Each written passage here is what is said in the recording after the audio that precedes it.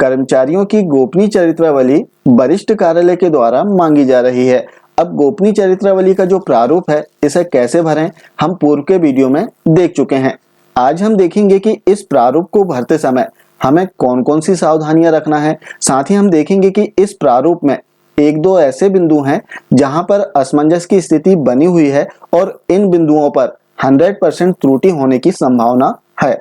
सबसे पहले हम समझ लेते हैं कि जो गोपनीय चरित्रावली है आखिर वो क्यों मांगी जाती है। तो सामान्य रूप से यदि हम समझें तो जब कर्मचारी को क्रमोन्नति या फिर पदोन्नति का लाभ मिलने वाला होता है तभी कर्मचारी से गोपनीय चरित्रावली भरकर मांगी जाती है। और वर्तमान में भी यदि हम देखें तो कर्मचारियों को उच्च पद पर प्रभार देने की जो प्रक्रिया है वो प्रचलन में है और इस कारण से ही कर्मचारियों से गोपनीय चरित्रावली का जो प्रारूप है वो भरकर मांगा जा रहा है। अब प्रारूप की यदि हम बात करें तो जो गोपनीय चरित्रावली का प्रारूप है वो डीपीआई के द्वारा जारी किया गया है, जिसमें 5 भाग दिए गए हैं। जिसमें प्रारंभ के जो 2 भाग हैं, भाग 1 और भाग 2, वो कर्मचारी को स्वयं भरना है और इसमें अगले 3 जो भाग हैं, भाग 3, 4 और 5, वो वरिष्ठ अधिकारी के द्वारा भरे जाएंगे, जिसमें कर्मचारी का मूल्यांकन होगा, अर्थात वरिष्ठ अधिकारी कर्मचारी का मूल्यांकन करेंगे। अब इसमें हम देखते हैं, जैसे हम इस संबंध में प्रारूप भी देख लेते हैं जो कि डीपीआई के द्वारा जारी किया गया है, जो कि 20/4/2023 को जो आदेश जारी किया गया था इसमें प्रारूप दिया गया है। जैसे आप देख सकते हैं जो प्रारूप है जिसमें भाग 1 जिसमें कर्मचारी की समान जानकारी है, भाग 2 जो है इसमें कर्मचारी के जो लक्ष्य हैं या फिर कर्मचारी के जो कार्य या उपलब्धि हैं वो सभी यहाँ पर कर्मचारी को दर्शाना होगा। आगे के यदि हम भाग देखें, भाग 3 जो कि प्रतिवेदक अधिकारी के लिए रहेगा, जिसमें कर्मचारी का मूल्यांकन प्रतिवेदक अधिकारी करेंगे। साथ ही इसमें देखें हम तो भाग 4 जो है वो समीक्षक अधिकारी के लिए है और भाग 5 जो है वो स्वीकृतकर्ता अधिकारी के लिए दिया गया है। अब किस पद नाम का कौन प्रतिवेदक अधिकारी होगा, समीक्षक अधिकारी होगा या फिर स्वीकृतकर्ता अधिकारी होगा, इस संबंध में भी इसमें निर्देश दिए गए हैं जो कि पूर्व के वीडियो में हम जान चुके हैं।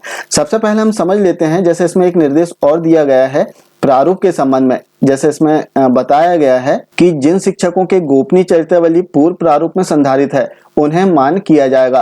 अर्थात इसमें जो प्रारूप दिया गया है इसके अतिरिक्त पूर्व के यदि कोई प्रारूप है उसमें संधारित है गोपनीय चरित्रावली जिसमें कर्मचारी की समस्त जानकारी उल्लेखित है तो वो भी मान किया जाएगा। अब इसमें जो प्रारूप दिया गया है एक समान सा प्रारूप है जो कि पूर्व के वर्षों में भी इसी प्रकार का प्रारूप चल रहा था। लेकिन यदि कर्मचारी की गोपनीय चरित्रावली पूर्व के प्रारूप में भी संधारित है वो भी मान की जाएगी, बशर्ते कि इसमें जो बिंदु दिए गए हैं वो सभी बिंदु उस प्रारूप में दिए गए हैं। अब यदि बिंदुओं की हम बात करें तो इसी प्रकार के बिंदु पूर्व के प्रारूप में भी दिए जाते थे, जिसमें कर्मचारी की सामान्य जानकारी होती है, जैसे कर्मचारी का नाम, पिता का नाम, डेट ऑफ बर्थ, पद नाम, वो सभी जानकारी किसी भी सीआर में आपको देखने के लिए मिल जाएगी। अब इसमें हम बात करते हैं सावधानी की। तो सावधानी सबसे पहले क्या रखना है आपको कि जो सीआर का प्रपत्र होता है, जो गोपनीय चरित्रावली का प्रारूप है, इसे आपको अर्थात कर्मचारी को स्वयं अपनी हैंडराइटिंग से भरना होता है और 1 वर्ष की 3 प्रति में आपको तैयार करना होगा। इसमें विशेष सावधानी जो रखना है कि आपको स्वयं अपने हैंडराइटिंग से नीले डॉट पेन से आप इसमें जानकारी अंकित करें। अब इसमें जो 6वां बिंदु है वर्तमान पद पर नियुक्ति दिनांक, इस बिंदु पर असमंजस की स्थिति है जो कि नवीन शिक्षक संवर्ग के जो कर्मचारी हैं, विशेष रूप से प्राथमिक, माध्यमिक या फिर उच्च माध्यमिक शिक्षक, इनके लिए असमंजस की स्थिति निर्मित हो सकती है। यहाँ पर दोनों बिंदुओं पर हम बात करेंगे, बिंदु 6 और बिंदु 7, दोनों बिंदुओं पर कौन सी डेट अंकित होना चाहिए या फिर समान रूप से गोपनीय चरित्रावली का जो प्रारूप है इसमें कौन सी तिथि अंकित होती है वो हम समझने का प्रयास करेंगे। सबसे पहले जो यहाँ पर तिथि अंकित की हम बात करें इससे पूर्व समझ लेते हैं, इसमें जो 9वां बिंदु दिया गया है नियोजन का प्रकार, इस नियोजन के प्रकार पर ही जो 6वां बिंदु है वो निर्भर करता है। अब नियोजन का प्रकार यहाँ पर यदि हम लिखते हैं सीधी भर्ती अर्थात पदोन्नति नहीं हुई है, तब दोनों ही कॉलम में सेम तिथि अंकित करना होता है समान रूप से गोपनीय चरित्रावली में।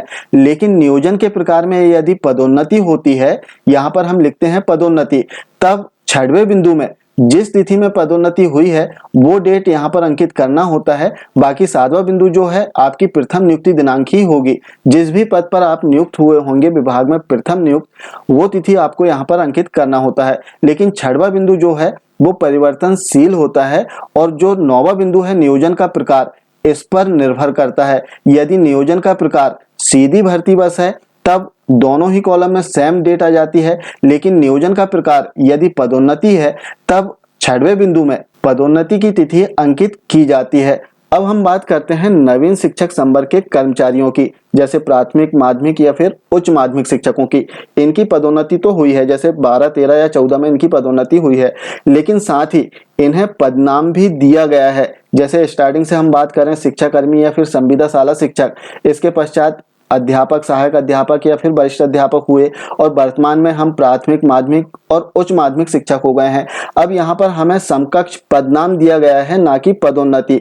तो यहाँ पर चूंकि पदोन्नति नहीं मिली है, तो हम यहाँ पर कौन सी तिथि अंकित करें, विशेष रूप से यहाँ पर असमंजस की स्थिति बनी हुई है।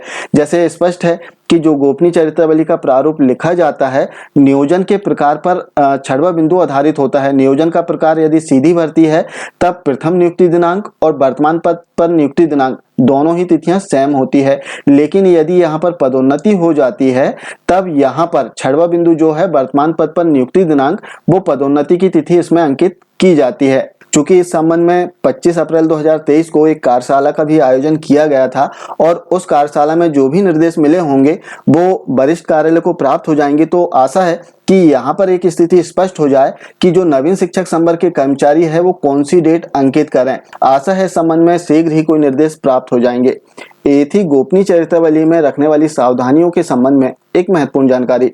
आशा है जानकारी अच्छी लगी होगी। मिलते हैं कुछ इसी प्रकार की जानकारियों के साथ में नेक्स्ट वीडियो में। तब तक के लिए जय हिंद।